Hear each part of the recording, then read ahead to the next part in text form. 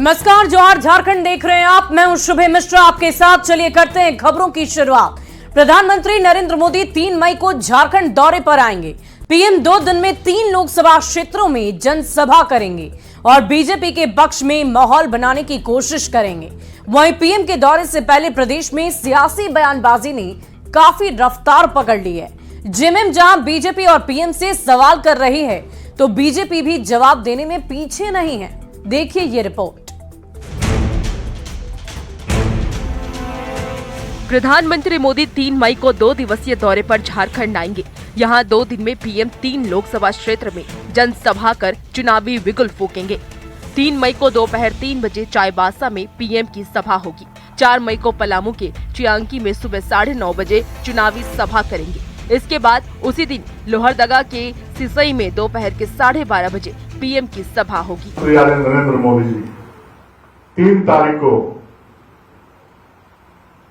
कोल्हान की धरती चाईबासा में लगभग 3 बजे वहां आकर एक महती जनसभा को संबोधित करने वाले हैं और 4 तारीख को प्रातः 9:30 बजे आदरणीय प्रधानमंत्री जी पलामू की धरती चियांकी हवाई अड्डा पे सभा को संबोधित करने वाले हैं और दोपहर 12:30 बजे लोहरदगा लोकसभा अंतर्गत सीसे में एक महती जनसभा को संबोधित करने वाले हैं। एक तरफ बीजेपी पीएम की जनसभा को सफल बनाने के लिए एड़ी चोटी का जोर लगा रही है, तो वहीं दूसरी ओर जेएमएम बीजेपी को आड़े हाथ ले रही है। जेएमएम ने दौरे से पहले प्रधानमंत्री से 4 सवाल पूछे हैं। सबसे पहला सवाल ये है कि सरना धर्म कोड की मान्यता पर बीजेपी की क्या समझ है। दूसरा, वन अधिकार कानून में बदलाव क्यों नहीं किया गया। तीसरा सवाल, कोल बेयरिंग एक्ट से छेड़छाड़ क्यों की गई। और चौथा सवाल, एचईसी कैसे बर्बाद हुआ। सरना धर्म कोड को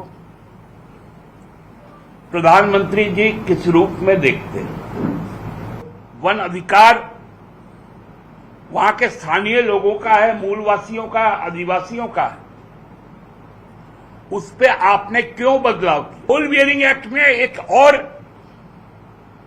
असेसमेंट है, सोशल इंपैक्ट असेसमेंट, उसको भी शिथिल कर दिया गया। 10 सालों में एचईसी कैसे बर्बाद हुआ।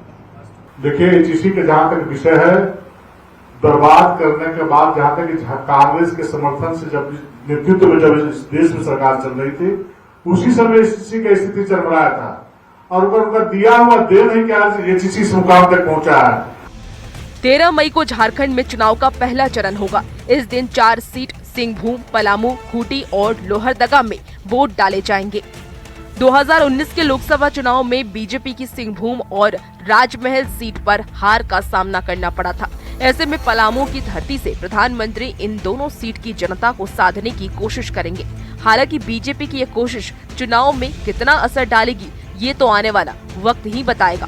रांची से अविनाश कुमार और गढ़वा से चंदन कुमार कश्यप के साथ ब्यूरो रिपोर्ट, न्यूज़ 18। और पीएम मोदी के दौरे पर कांग्रेस प्रदेश अध्यक्ष ने कहा है कि राज्य में बीजेपी की स्थिति ठीक नहीं है। बीजेपी मोदी को यहां कम से कम 1 हफ्ता रहना चाहिए। चियांकी कहाँ है? कर लेंगे। अच्छा, वहाँ से वहाँ उड़ने में आसानी होगा। भाई, प्रधानमंत्री जी स्वागत है। भारत के प्रधानमंत्री हैं तो निश्चित रूप से हम उनका ऑनर करते हैं, लेकिन जो जनता चाहती है उसको भी बताने का कष्ट करेंगे तो ज़्यादा अच्छा होगा और ज़्यादा से ज़्यादा दिन रहें, चूँकि यहाँ का नेतृत्व पूरी तरह से फेलियर हो चुका है। मुझे इस बात की चिंता है कि विपक्ष भी रहे तो कम से कम कायदे से रहे।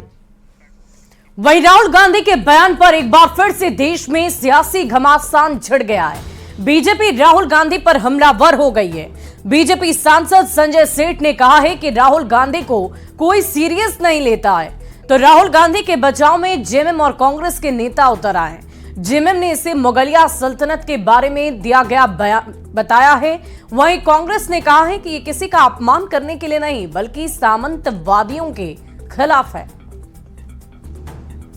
गांधी को कोई सीरियस लेता नहीं है। आज उनके मुख्यमंत्री जेएमएम के किन्होंने झारखंड में सेना की जमीन लूटी, किन्होंने आदिवासियों की जमीन लूटी, कि इन्होंने बालू और गिट्टी और कोयला की लूट की? किन्होंने की? इन्हीं के मुख्यमंत्री ना, इन्हीं गठबंधन के साथी ना। और राहुल गांधी तो हम क्या कह सकते हैं, देश भर में कांग्रेस 25 सीट से ऊपर नहीं बढ़ेगी। देश की जनता भैया देख रही है, जिसने राम को नकारा, देश उनको नकार कर जमरजट कराएगी। राजे महाराजे का मतलब है मुगलिया सल्तनत और भी कई आक्रांता जो यहाँ राजा के रूप में रहे। साथ ही विभिन्न धर्मों, राजा महाराजा कोई एक जाति का तो होता नहीं था, इसलिए वो हताशा में इस तरह की बातें बोल रहे हैं। क्योंकि ये आरोप लग चुका है, पूरी क्षत्रिय समाज ने इनको बहिष्कार कर दिया है, वो डैमेज कंट्रोल करने के लिए इस तरह की बातें बोल रहे हैं। उन बयानों के पीछे मकसद किसी का अपमान नहीं है, बल्कि बयानों के पीछे का मकसद यह है कि जिस प्रकार सामंतवाद इस देश को लूटने का काम किया है और स्वाभाविक तौर पे कांग्रेस आज़ादी की लड़ाई में अग्रणीय भूमिका निभाई है। और मई के पहले सप्ताह में कांग्रेस नेता राहुल गांधी झारखंड दौरे पर आएंगे, जहां वो रैली में शामिल होंगे। खूंटी, लोहरदगा और सिंहभूम सीट को साधने के लिए रैली का आयोजन किया जाएगा। कांग्रेस प्रदेश अध्यक्ष राजेश ठाकुर समेत प्रदेश के नेताओं ने रैली स्थल का जायजा भी लिया। वहीं इसको लेकर कांग्रेस प्रदेश अध्यक्ष राजेश ठाकुर ने कहा कि रैली को लेकर 3 मई और 5 मई का प्रस्ताव कांग्रेस ने दिल्ली भेजा है। जो चाईबासा, खूंटी और लोहरदगा, ये तीनों एक साथ है, आसपास है, तो उस निमित्त हम लोगों ने ये तय किया है कि आदरणीय राहुल गांधी जी की सभा सबसे पहले इसी बीच में कहीं पर तय हो, ताकि ज़्यादा से ज़्यादा लोगों में जो उन्होंने भारत जोड़ो न्याय यात्रा के माध्यम से संदेश देने का काम किया था, वो ज़्यादा से ज़्यादा लोग उसको उनको मिल सके लोगों को। और गांडेय सीट पर होने वाले उपचुनाव में जेएमएम उम्मीदवार कल्पना सोरेन कल अपना नामांकन दाखिल करेंगे। दिन के 11 बजे कल्पना सोरेन जेएमएम, कांग्रेस, आरजेडी और माले के नेताओं की मौजूदगी में अपना नामांकन करने गिरिडीह पहुंचेंगी। इस दौरान सीएम चंपाई सोरेन समेत कैबिनेट के कई मंत्री और विधायक मौजूद रहेंगे। वहीं कार्यक्रम को लेकर जेएमएम ने तैयारियां पूरी कर ली है। 11 बजे का समय है, गिरिडीह में सभी नेता वहाँ उपस्थित रहेंगे, कांग्रेस के भी रहेंगे, राजद के भी रहेंगे, हमारे। वहीं झारखंड में इंडी गठबंधन खासकर कांग्रेस की मुश्किलें खत्म होने का नाम ही नहीं ले रही। मुस्लिम समुदाय के साथ पार्टी के मुस्लिम नेताओं ने भी एक भी अल्पसंख्यक को टिकट न दिए जाने को लेकर नाराजगी जाहिर की है। जामताड़ा से कांग्रेस विधायक इरफान अंसारी का कहना है कि पार्टी आलाकमान ने गोड्डा से फुरकान अंसारी को टिकट नहीं देकर गलती कर दी है। तो वहीं मुस्लिम संगठनों ने भी कांग्रेस के खिलाफ खुलकर नाराजगी जाहिर की।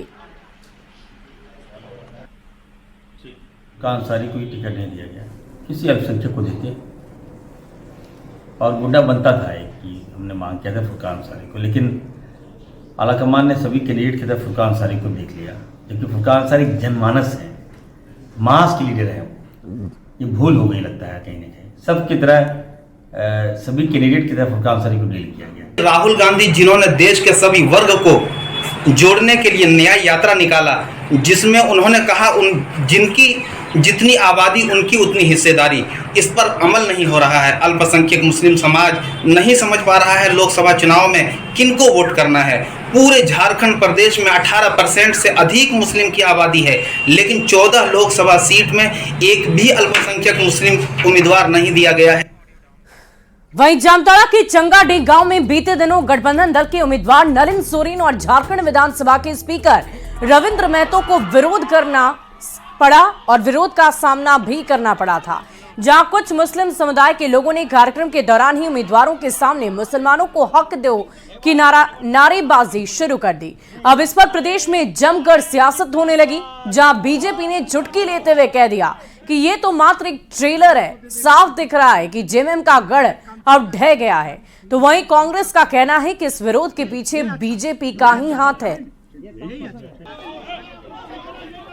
था जिस तरीके से नलिन सोरेन जो उम्मीदवार है जेएमएम का, उनका विरोध हुआ स्पीकर रविंद्रनाथ महतो और विधायक इरफान अंसारी के सामने बड़ी संख्या में लोगों ने नलिन सोरेन मुर्दाबाद, जेएमएम मुर्दाबाद के नारे लगाए और उसी सभा में सीता सोरेन जिंदाबाद के नारे लगे। ये साफ दिखा रहा है कि ये इनका तथाकथित जो गढ़ था दुमका, अब वो भी ढह गया है। कि देखिए ये प्रायोजित है और भारतीय जनता पार्टी इस तरह का प्रायोजन में माहिर है।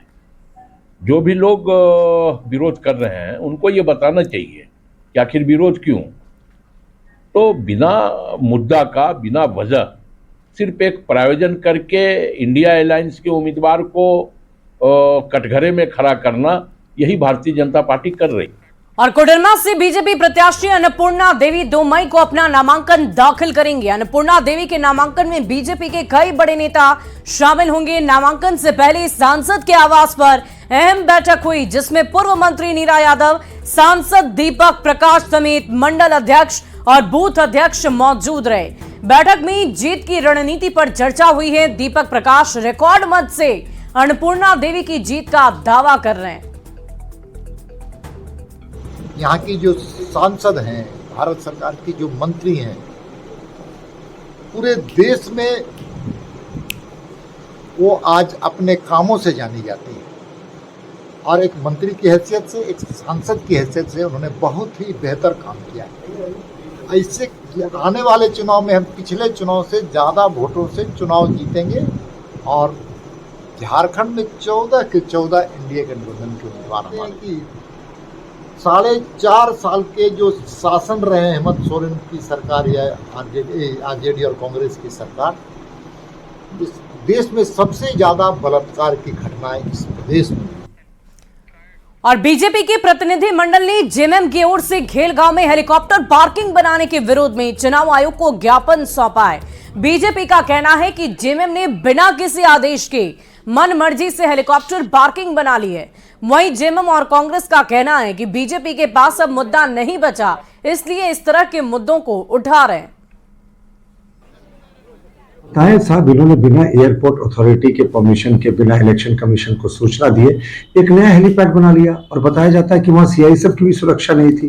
तो जितने लोग को जब मन जिस चीज के साथ वो हेलीकॉप्टर में सवार हो जा रहे थे, संभवतः पैसे को भी इसी तरीके से वो क्षेत्रों में पहुंचाते हो। अब हो सकता है ये पैसा बांटने के लिए हेलीकॉप्टर का यूज करें, क्योंकि वहां पे कोई केंद्रीय एजेंसी का कोई घेरा नहीं है, कोई सिक्योरिटी नहीं, इसलिए वो इस तरह से खुले में अगर वो पार्किंग कर रहे हैं तो ये तो गंभीर मामला है। हमें लगता है कि अब भारतीय जनता पार्टी मुद्दा से पूरी तरह भटक चुकी है।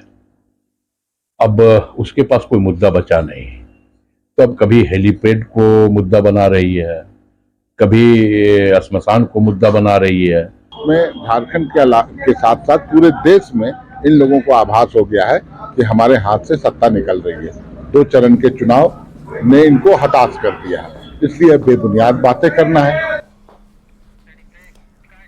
और यहां रुकते हैं एक छोटे से ब्रेक के लिए। खबरें लगातार जारी है।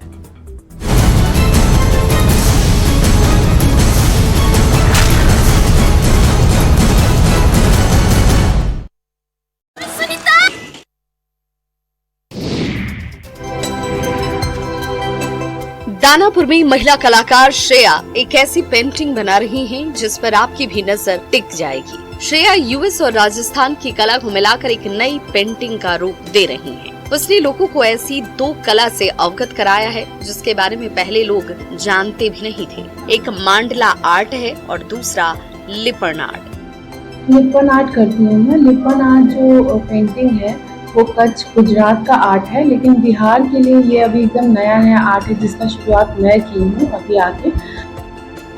महिला के कला के खेसारी लाल यादव ने भी सराहना की है। बिहार के लिए ये आर्ट बिल्कुल नया है। श्रेया इस कला को ज्यादा से ज्यादा प्रमोट कर रही हैं।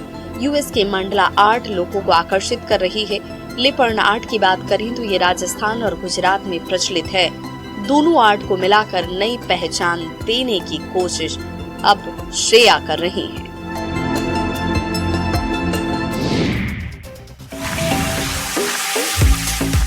शराब के साथ हथियार लहराकर डांस करने का ये वीडियो वैशाली जिले का है। वीडियो किसी शादी समारोह का है। तस्वीरों में साफ देखा जा सकता है कि कैसे कुछ शख्स खुलेआम हाथ में शराब की बोतल लिए हुए हैं। एक एक कर सभी लोग शराब पी रहे हैं। इनमें एक शख्स के हाथ में हथियार भी है जो खुलेआम उसे लहराकर डांस कर रहा है। वीडियो सोशल मीडिया पर तेजी से वायरल हो रहा है। ये वीडियो महुआ थाना क्षेत्र के परसौनिया वार्ड संख्या 2 के पास का है।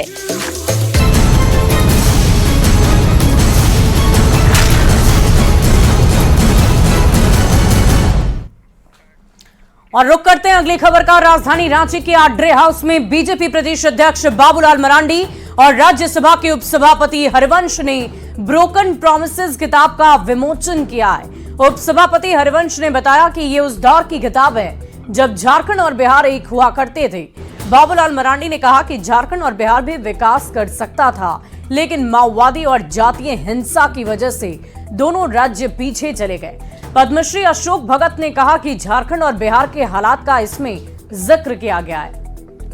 पूंजी आने के बाद तो छोड़ दीजिए, जो यहाँ भी जो उद्यमशील थे या जिसके पास बड़ी सामर्थ्य थे, वैसे लोग राज्य छोड़ करके बाहर चले गए और इसका जो दूरगामी परिणाम या प्रभाव जो पड़ा है वो भी एक गरीबी का बड़ा कारण। ही अच्छी किताब मृत्युंजय जी ने लिखी है बिहार की राजनीति पर, ब्रोकन प्रॉमिसेस। यह किताब उस दौर की है जब बिहार और झारखंड एक हुआ करते थे। अंततः इस किताब को समझकर पढ़ करके हम भविष्य में कैसे अपने अपने इन अलग अलग दोनों राज्यों को बेहतर बना सके, उसकी समझ विकसित होती है। जो माहौल है उसमें पीछे की स्थितियों के बारे में जानना जरूरी है, क्यों हुआ था, कब हुआ था, क्या हुआ था। ये किताब काफ़ी सुंदर है और संग्रहणीय है।